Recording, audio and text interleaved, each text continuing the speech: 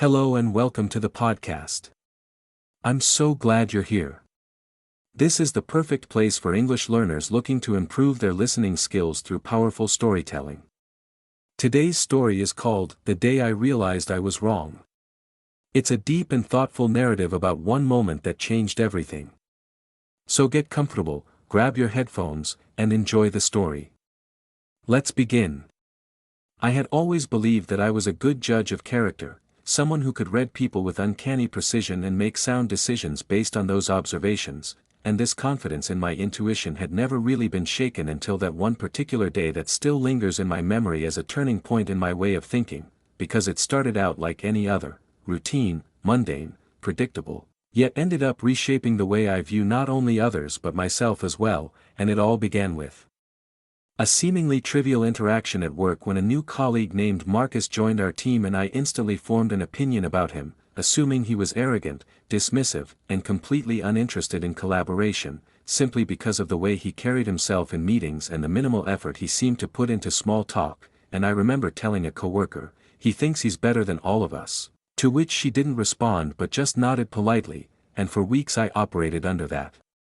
belief, avoiding him when possible, being curt in my responses, and generally treating him with cold civility, and then came the day we were assigned to work together on a major project that required constant communication, shared responsibilities, and mutual trust, which made me uneasy at first, and I even considered requesting a reassignment, but professional pride and a sense of duty kept me in place. So we began working, and slowly, almost imperceptibly at first, my perception of him began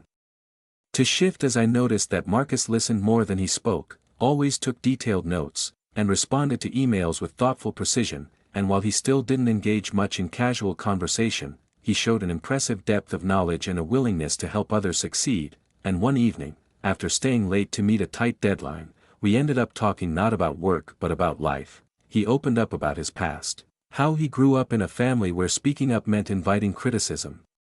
how he developed a quiet demeanor not out of superiority but out of self-preservation, and it hit me like a wave that I had judged him entirely wrong, painting a picture based on assumptions and filling in the blanks with my own biases, and I felt ashamed, not only for how I had treated him but for how easy it had been for me to fall into that trap, and in that moment, as I listened to him describe his journey with such vulnerability and strength, I realized I had projected my own insecurities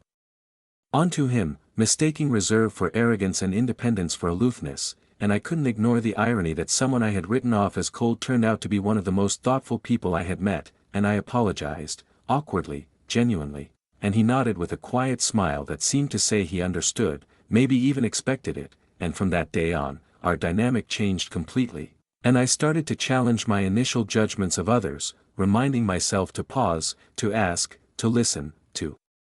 understand rather than assume, and while I can't undo the time I spent being wrong about Marcus, I can carry forward the lesson he taught me simply by being himself, that understanding requires effort, humility, and openness, and that sometimes, the biggest mistake we make is thinking we can see the truth at a glance when in reality, truth is something that unfolds slowly, layer by layer, in the spaces between our words, our silences, and our willingness to learn from those we least expect. Thank you for listening to today's episode. I hope the story gave you something to think about, and helped you practice your English in a meaningful way. Remember, making mistakes is part of learning, and realizing when we're wrong is often the first step toward growth. Until next time, keep listening, keep learning, and take care. Bye for now.